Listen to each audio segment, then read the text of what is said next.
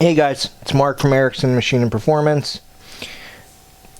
Here's our second engine in our porting series. So we're going to be doing the Kawasaki 650. We have porting templates for sale for this engine. I'm going to walk you through everything that we do in this. So the first video we're going to do, I'm going to walk you through porting the cylinder. The next video I do will be porting the cases, how to epoxy fill them, and the pitfalls, stuff like that. So one question I had on the other video is, what burrs do I use? So in general, I use what's called an egg shape or a flame style burr. So, which is this. I use them in a few different sizes, so inside all the sharp areas, in the cases, in the cylinder, in the transfers. In general, this is what I use. Obviously, I have a million different burrs, but that is one of my favorite. The other that I end up using is just a straight burr.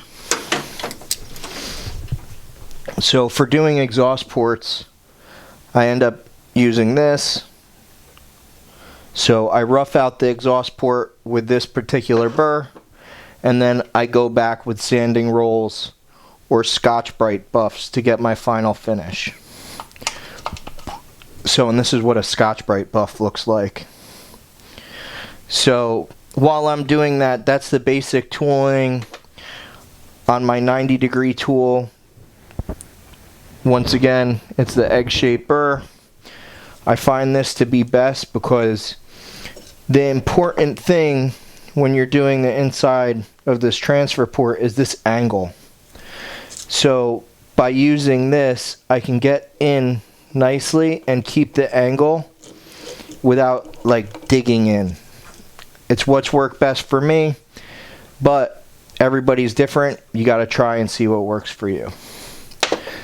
So I figured on this video I'm going to show you kind of the pitfalls of this engine, where the pinch points are, and then we'll get onto the cylinder. So this is a cut off version of the engine. So the piston sits here. Unfortunately, I don't have a crank to rotate it. So as the piston goes up, we're sucking air and fuel in, which is following up with the piston. Alright, as we're doing this, there's air and fuel trapped in here, which we're compressing. So it goes up, it's compressed, the spark plug fires, and obviously we start going back down. As we're going back down, now the reed valve closes, and we're now compressing this charge inside. We're compressing the charge. At this point, the exhaust port opens, so the spent mixture is now going out, and then as soon as we get to the transfer ports, now the compressed air and fuel that's sitting in the cylinder and the cases is now getting pressurized into the cylinder again. Then as we change direction, start to go back up again, now we're sucking air back again, and the cycle continues. So what we have to look at is pinch points where air has to make too tight of a turn or where air just can't flow around. So one thing that people don't recognize is, although air might make a really steep corner, that doesn't mean the fuel mixture will. So what ends up happening is the air and fuel makes a tight turn, but the air continues, the fuel comes out of solution, and now your atomized fuel is no longer atomized. So you always want everything to be as smooth as you can. Obviously, you can in all cases, but the smoother you can make all your transitions for everything going, the more efficient the engine's going to be. So one of the things that my templates have are this. What this does, I'll show you on the other cylinder, but we modify the cylinder here and here to allow the air to go around around the bottom of the sleeve easier. So you have to remember, when this is going down, air is now going around and in. So at this point, if you notice, there's sleeve here. So that sleeve in this area, the air has to go down underneath the sleeve and up. So by removing this area, it allows the air to go in that much easier. I do the same thing with the back here, which allows the air to move that much easier. Then the other template that we have is the exhaust port, which my templates are more of an all-around. So it's not really racing, it's more for bottom end and mid-range performance. In the future I'll have racing templates, but this is a great all-around template set where if you do this to your 650, the thing's gonna rip. So that shows you that. So now this is a stock cylinder, and this one I have machined, so you can see the difference in the two. Let me zoom in for a second.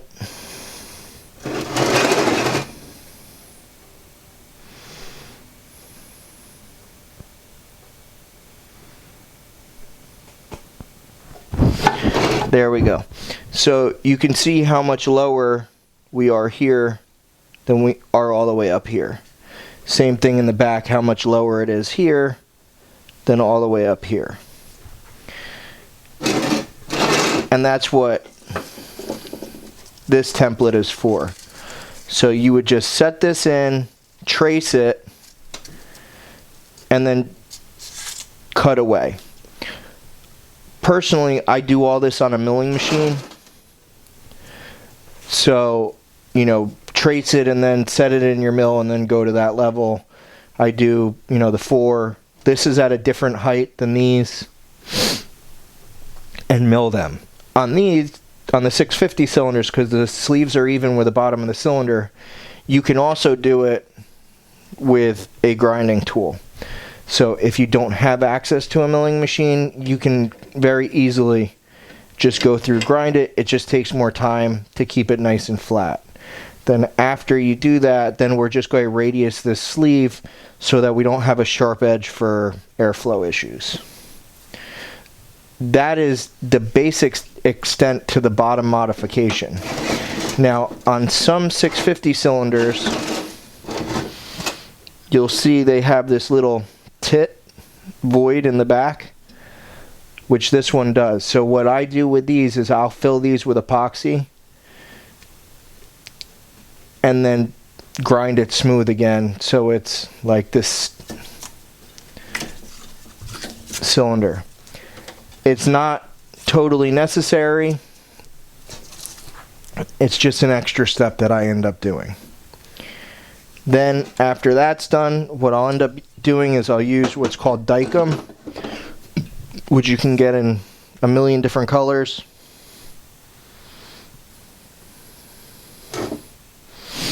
And I will paint the inside of here. I will set the template in and I'll trace it, and then I will follow that with a grinder. So that's what I'm going to do next. We'll fire up the video when we're at the porting station. Alright guys, so here we go. Now, as I was telling you earlier, where I drop the sleeves down, I personally use a milling machine to do all this. I use an end mill that has at least a 1/8 radius, so that way you're not putting an area for the sleeve to crack. If you're going to do this by hand, or even the milling machine, you take the template, you'll set the template so the little ears that are sticking up are even with the bottom of the cylinder. Like this. You'll just trace it or scribe it and then machine the sleeve obviously where it's scribed. This is done already. So now what I'm going to do is I'm going to texture in here and open it up.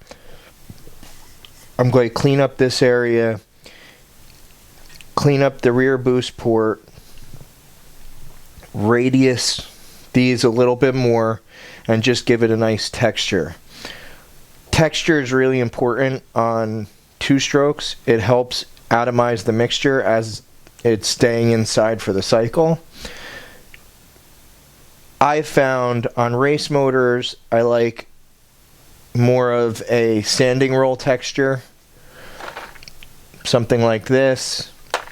On freestyle motors, a carbide burr texture, what's left is perfect. If not, I will do the whole cylinder with that and then sandblast it after. Either way works. If you're going to mill this like I did, the other thing you have to do is just radius this inner edge on all of it, just to help airflow. So the one thing I didn't say in the other video I did, when I'm doing most of the inside, I'm using either an egg shape, see if you can see this, like this, or a flame shape burr. It's what personally I found works best for me, getting nice inside everything. But it really comes down to preference, what works best for you. So on the 650 cylinders, there are some casting flaws where this center web is. So cleaning up this area in front and behind on both.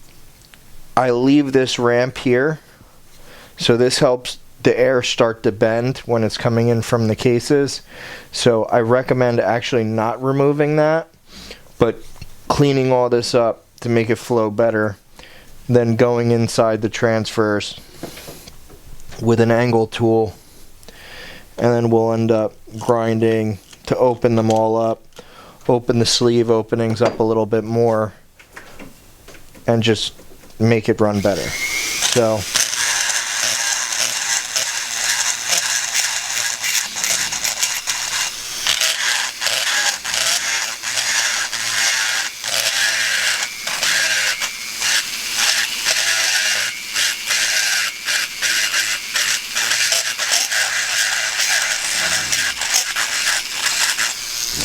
the one thing I've found with porting is you don't really want to bury the tool. Let the tool do the cutting.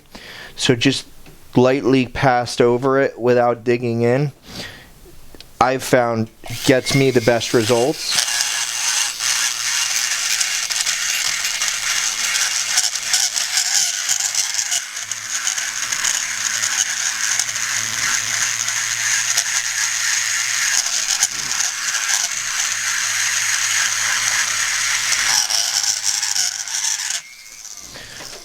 The other thing I found, if you don't have a stand, using a piece of like 2 or 3 inch angle iron where you just set it on the table and then you can set the cylinder on that, which gives you a nice angle to work on.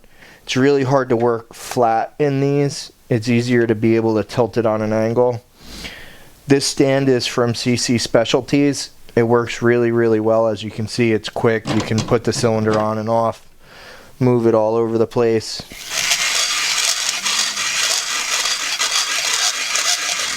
Alright, so let me get this done and then we'll fire it back up when we're going to the exhaust port. Alright, so now we open this all up, gave it a nice textured, radiused the corners of the sleeves, radiused here, went in with an angle tool, cleaned up and fix the angle so we have a nice smooth angle going into the transfer port. Now we're going to rotate it around and we're going to tackle the boost port. Now with a boost port, we want this to have a nice angle coming in, and we just want to open it so we have no casting flash inside.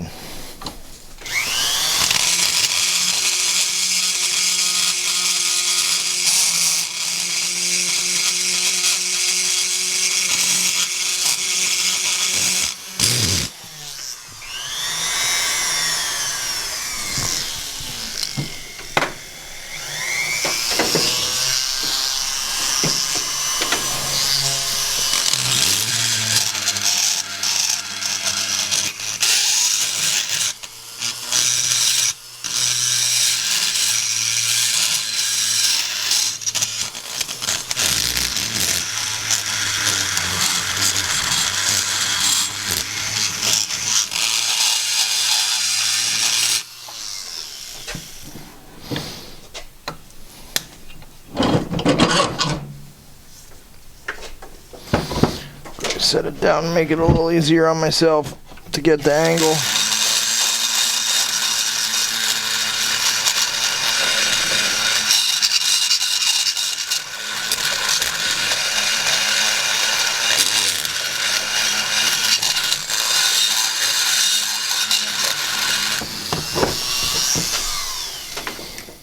Alright, there we go. That's all opened up. Now on to the exhaust port.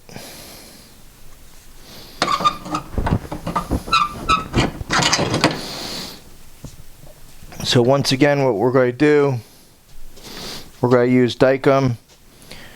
The two main colors you get it are red and blue. I use blue normally. Really makes no difference. So you paint it on, which I don't know if you can see in the video that it's blue. We put the template in and then use the scribe for the template, and we scribe where everything is, and we come back with a grinder. So the way I do this is I use a round cutter with a radius on the end. It's nice and flat. I open the port up first, and then I go back in with sanding discs and then finish with a Scotch-Brite buff. So let me get cracking on this, and then when I'm done with the carbide burr, I'll show you what it looks like, and then we'll continue on. There we go. So now we have this port. I went through with a carbide burr. I opened the port up to the template shape. I radiused everything in. You want nice, even, straight lines. I try to keep this as round as possible and just almost go a straight taper out with it. You want to concentrate more on the top of the port than the bottom. Exhaust doesn't really travel down the bottom. All the ports go to hug this top of the port to come out into the exhaust. So remember that when you're doing it and the amount of effort you put into it. So I'll go in, as I said, with a carbide burr. Then I'll go with a 36 grit sanding disc. Then I'll go with a 100 grit sanding disc, and then what I finish off with is a Scotch-Brite buff. One of the big, I guess you could call it a misconception that I hear a lot is people talking about polishing the exhaust port. Now, you want the port to be shiny, but you don't want it to be polished. So Scotch-Brite is all you need. So I'll go from 100 grit to a Scotch-Brite buff. I'll lightly hit it with a buff and then leave it at that. If you make it too smooth, the oil will actually stick to it. So you want a boundary layer of air, which air travels faster against air.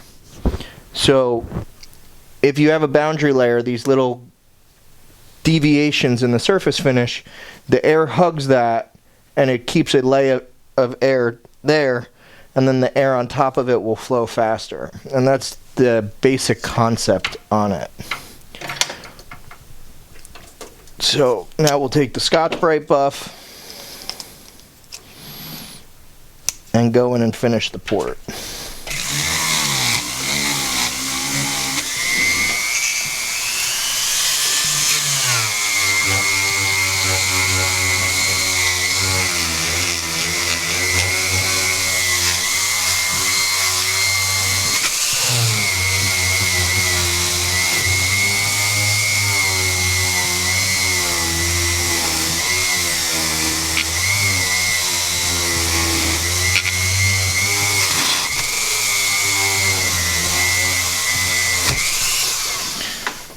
Alrighty, there we go.